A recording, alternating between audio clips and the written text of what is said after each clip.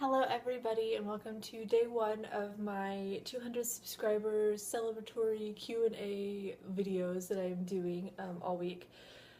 I have two questions to answer today and I just kind of picked randomly. I don't know that I've gotten 7 total questions for every day, so if you guys still have questions, feel free to leave them in pretty much any video or on my Facebook or on the YCC's Facebook or on my Twitter or I don't know, anywhere else. I wouldn't suggest any non-social media because I probably won't get them, but if that's what you really wanted to try and do, I guess you could do that. But I don't know, just as long as I can see it and it's appropriate, I will answer it. So like I said, I have 2 questions today. My first question is from YouTuber MrCDCamp, and he asks what the first comic book series that I collected on a regular basis was, and then he asks what got me into comics. And I can sort of answer that with one answer, so that's why I picked those 2 questions combined. Normally I would separate questions and answer them separately, but I can answer these in one. So I don't have the individual issues with me, but I have these like deluxe editions of all 12 issues of the thing. This is the Armory Wars, the second stage Turbine Blade. It is the first installment of the Armory Wars. It is written by Claudio Sanchez, who is the lead singer of Coheed and Cambria, which is one of my favorite bands. And this came out back when I was in high school when this came out. This came out in 2006, 2005.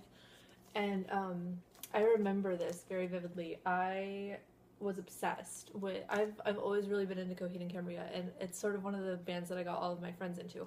And the thing that I love most about that band is that it's a band that their songs all go together. It's all just a big story. Their albums are all the same story. It's all just part of the same story. So it's not like every song is different and whatnot. It's all just a continuing story. And this was Claudio's plan the whole time, was to do the music and then do these, and then I think he wants to turn it into doing like a cartoon and then a movie, but I don't know. I think he's had some issues money wise with getting all of those done, so those have not been done yet. But he has these, and then he has some other projects that he's worked on too. There is a third trade that is in, I believe it's in this one, that I have too, but I don't have it with me. And it is sort of a darker tale, and it's sort of drawn in like an anime style, which I really like.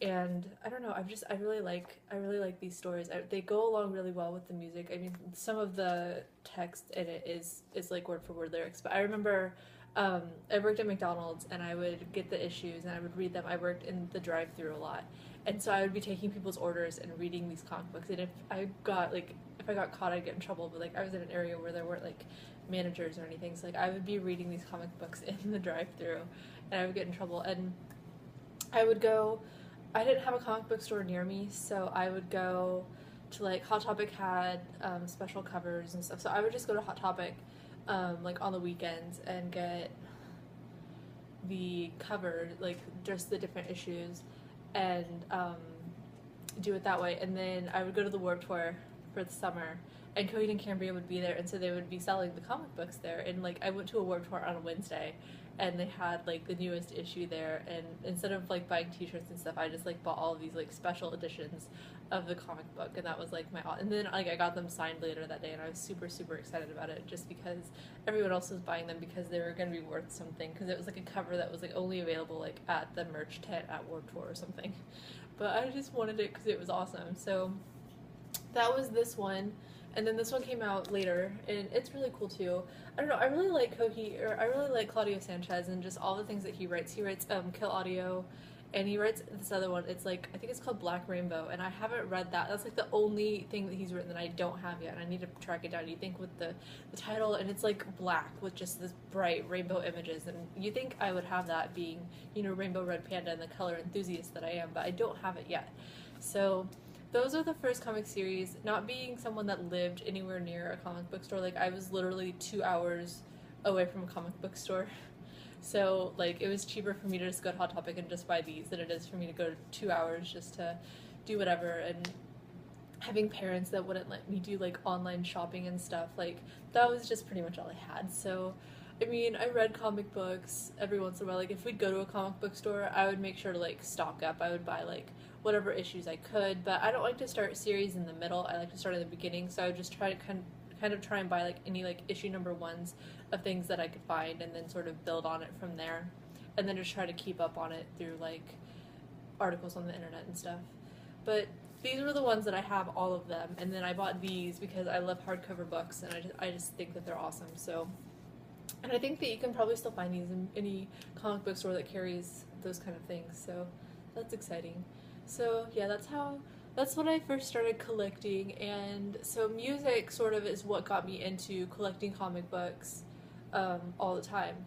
From there, I started reading, I'm obsessed with My Chemical Romance, obviously, so Gerard Way has The Umbrella Academy 1 and The Umbrella Academy 2, which is Umbrella Academy Dallas. He's working on Umbrella Academy 3. I don't know when it's supposed to come out. It was already supposed to be out, and it's not out yet. And then he's also done, obviously, True Life of the Fabulous Killjoys, which the next issue comes out on New Year's Day, and I'm going to be super, super sad about it. But just seeing, like, the people that I love in music that do comic books, like, their passion rubs off on me. And so seeing, like, that kind of stuff, it gets me into it. And, like, I've always been, like, a fan of Spider-Man. I've always been a fan of Batman. I've always been a fan of Superman. I've always been a fan of the X-Men. I was terrified of the Hulk growing up, so I've always, like, comic book characters have always been, like, a part of my life. So it made sense. Me and comics, it just made sense. So yeah, I don't know if that completely answers anything, but that's what I have for my answer for that question. So the next question, my last question of the day, is from Stephen Mckee, and his question was to pick one indie, one DC title, and one Marvel title as my favorite. And I took this to mean current, so that's what I did.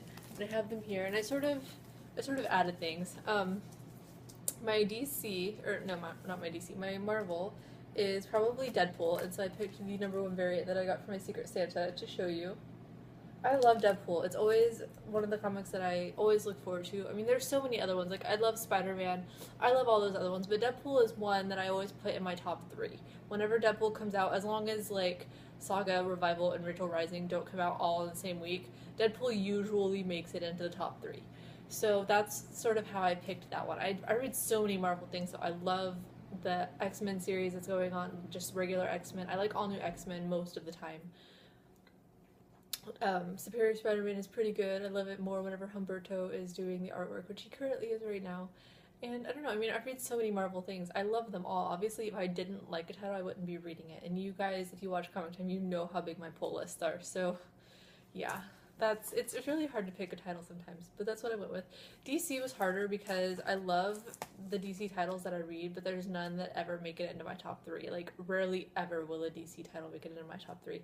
If so, it's like a Justice League Dark, which I really like, but with Forever Evil going on right now, I can't really put it into my top 3 because it's not Justice League Dark. It's basically like Constantine having issues and having to sort of figure them out. So it's not true. While that's going on, like, none of the issues are true to themselves, so I can't really pick any of them. So I sort of cheated in a way, and I went with a Vertigo title, because to me that's still DC. So I went with Coffin Hill. I really love Coffin Hill. It's on its 3rd issue. This is issue number 2, but it's on its 3rd issue, and I think it's really awesome, and it's really amazing, and I would highly suggest checking it out if you haven't already. As soon as I saw the artwork for it, and I read the first couple pages that were in the back of, I believe, the first issue of Hinterkind. I don't remember. One of the other Vertigo titles that I read had, like, a preview of it, and as soon as I read that, I'm like, I have to get this. Like, it's awesome. The artwork is amazing. I love, like, people with brightly colored hair and all of that, so I'm like, I have to get this, and I have not regretted it at all, and I don't know anybody that has regretted reading that title, so Coffin Hill is my DC title, even though technically it's Vertigo. And my indie title, I went total indie. Like, I wanted to just put an Image title in here because I love Image. Pretty much everything Image is my favorite, but I didn't. I have a runner-up. My runner-up is actually something that has an actual publishing company, and obviously the Accelerators, I talk about it all the time. I love the Accelerators, but it is my runner-up. It is my honorable mention. So here is the 4th issue of the Accelerators, which I would suggest everyone getting, but my #1 indie comic is Rachel Rising by Terry Moore, and it is in danger of being canceled, and I'm trying to make sure that does not happen. I have gotten the first trade for a bunch of people for Christmas. I'm like trying to get as many people to read this comic as possible because so many people don't. It is on so many underrated comics lists, and I want it to change. This is the first issue, and it is signed by Terry Moore. I got this signed at Comic-Con. So I don't know, I really like it. I'm in the process of writing a review of the first trade paperback for Following the Nerd to have them put up on their site just to give people more awareness of it. But it's so good. Like, if you like A Voice in the Dark, the new series, it's a new series that's out. Terry Moore gives his praise on it, and if you like that series, you will like this series. I really think that I don't know, if you like Revival, you'll like Rachel Rising. If you like A Voice in the Dark, you'll like Rachel Rising. If you like, I would say even if like you like The Walking Dead, you might like Rachel Rising, because it's different. Like, it's a horror comic, but it's like the artwork is one of the things that makes it creepy. It's not just the story. The story is amazing, and it makes you think and all of that, but the artwork is really what brings it all together. If you guys like Strangers in Paradise or Echo, those are things that Terry Moore did as well. And I don't know, I've loved every single issue of Rachel Rising. There is not one issue that I've been like, this issue sucks. There's not a down issue, anything. And the thing that I love about it is that he does all of it. He writes it, he draws it, he produces it. Abstract Studios is his company with him and his wife, and so they put it out. So it's basically them doing everything, and that is what I think is awesome. I love that he can be around for this long. Like, Strangers in Paradise just celebrated their 25th anniversary, so I think it's cool that you can be in the comic business that long and not have to go through a major publisher to put out your stuff. And so that is why he is my indie pick, because to me this is what indie comics is. I wish that more people could do this and be successful at it, and I know that other people wish that too, because whenever you talk to indie comic book writers, that's one of the things that they always say, like, oh, I didn't want to give it to, you know, Marvel or DC or Image or anything because I didn't want them to change my vision. And I think that's something that isn't really addressed a lot, is that sometimes things get changed whenever you go to a bigger publisher. And so that's what I like about this, is that he can do whatever he wants. He's on his own time and the time of his fans, and I think that's amazing. So I don't know, Save Retro Rising is a hashtag on Twitter.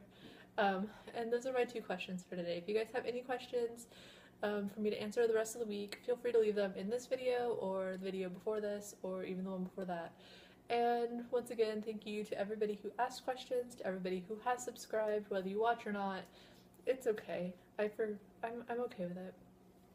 So, and I will see you guys tomorrow with my next batch of questions. So, bye!